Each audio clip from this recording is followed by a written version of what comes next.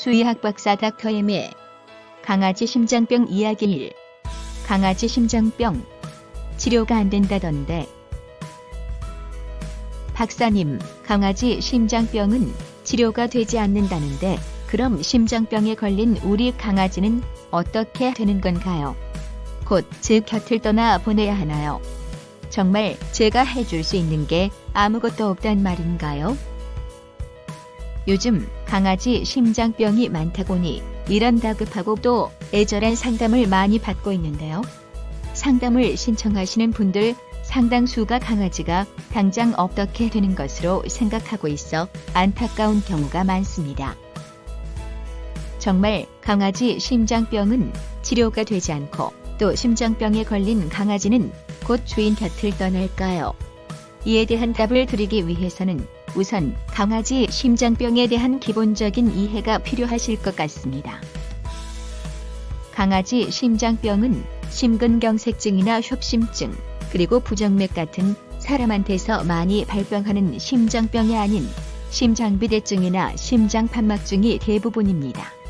심장비대증은 심장 근육이 이상이 생겨 탄력을 잃고 얇아지면서 마치 풍선처럼 부풀어 오르며 커지는 질병인데요. 대형 품종 강아지한테서 주로 발병합니다.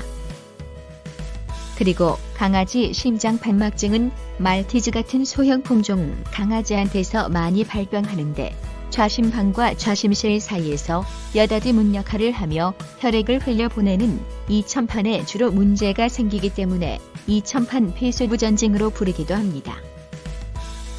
요즘 심장병에 걸린 강아지가 아주 많은데 그렇다면 이렇게 심장병이 증가하고 있는 이유는 무엇일까요? 이유는 간단합니다. 노령견 수가 빠르게 증가하고 있기 때문입니다. 대부분의 강아지 심장병은 심장을 많이 사용했기 때문에 서서히 문제가 생기는 질병인데 상황이 이렇다 보니 자신의 강아지 심장병을 정말 우연히 알게 되는 경우가 많아 주인을 깜짝 놀라고 또 당황하게 만들곤 합니다. 강아지가 기침을 해서 또는 다른 문제로 동물병원에 데려갔다가 청진을 하거나 흉부 엑스레이를 찍어보면 예상치 못한 강아지 심장병 진단이 나오는 것입니다.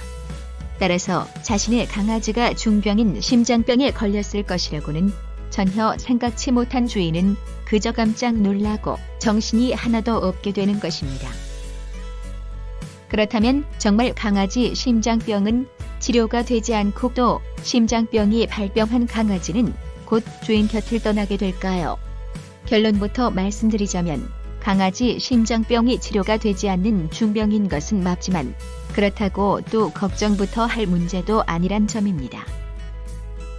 동맥관 개손증 같은 선처이성을 제외한 강아지 심장병은 대부분 심장을 오래 사용하다 문제가 생긴 것이기 때문에 질병이 서서히 진행되며 심장병으로 인해 당장 강아지가 어떻게 되는 경우는 많지 않습니다. 실제로 심장병 발병은 확인되었지만 기침이나 호흡곤란 같은 관련 임상 증상이 나타나지 않는 강아지의 경우 심장병 발견 후 총 558마리 중에 70% 이상이 무려 6.6년간이나 생존했습니다. 강아지 수명을 감안하면 상당히 오래 산 것이라고 할 수 있습니다.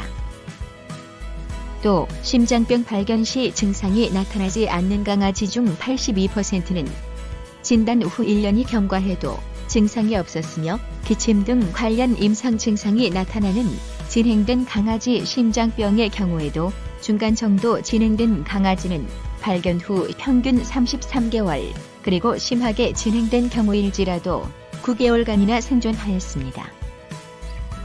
자, 이제 강아지 심장병 진단을 받았다고 강아지가 당장 어떻게 되는 것은 아니란 점 이해하셨죠? 그리고 또 절망에 빠지실 필요도 없겠지요. 물론 강아지 심장병 발병 후 생존 기간은 주인의 세심한 관리와 치료 방법, 그리고 폐고혈압 등의 합병증 여부에 의해 차이가 많이 날 수는 있습니다. 어느 날 전혀 예상치 못한 강아지 심장병 진단을 받고 깜짝 놀라 무엇을 어떻게 해야 할지 몰라 속만 태우고 계신 분이라면 이제 속 그만 태우시고 강아지에게 무엇을 어떻게 해줘야 할지에 대해 철저히 준비하시고 최선의 방법을 빠르게 실천하시면 되는 것입니다. 지금까지 말씀드린 내용을 통해 강아지 심장병이 걱정만 해야 할 질병은 아니란 점을 이해하시고 희망과 함께 강아지 심장병 이야기 2탄을 기대해 주시기 바랍니다.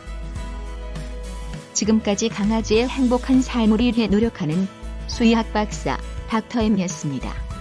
더 많은 정보를 원하신다면 구독하기와 좋아요 버튼을 꼭 눌러주세요.